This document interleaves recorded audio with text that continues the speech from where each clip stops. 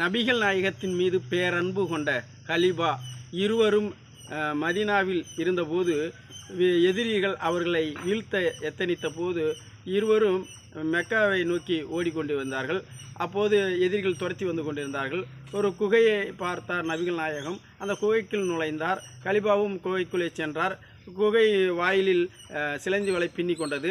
அவர்களை துரத்தி வந்த வீரர்கள் குகைக்குள் நுழைய எத்தனித்த போது ஒரு வீரன் சொன்னான், பார், சிலந்தி வலை இருக்கிறது, அவர்கள் உள்ளே போயிருந்தால் அருந்திருக்கும், ஆனால் அவர்கள் வேறு எங்கே ஓடிக்கொண்டிருக்கிறார்கள், வாங்கள் சீக்கிரம் துரத்தி செல்வோம் என்று அந்த வீரர்கள் வேறு பக்கம் ஓடிவிட்டார்கள். இப்போது குகைக்குள் இருந்த நபிகள் நாயகம் அசந்து உறங்கி கொண்டிருந்தார். அந்த நேரம் ஒரு மரப்பொந்திலிருந்து பாம்பு தென்பட்டது. அதை பார்த்த கலிபா அந்த பாம்பை தனது வலது காலால் அந்த பொந்தில் கால் வைத்து அடைத்தான். பாம்பு கோபம் கொண்டு அவன் காலை கொத்தியது.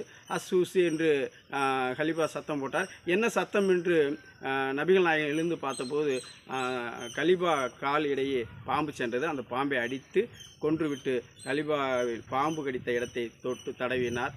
அவர் உயிர்ப்பித்தார். இருவரும் அங்கிருந்து எழுந்து நடந்து சென்றனர். நன்றி.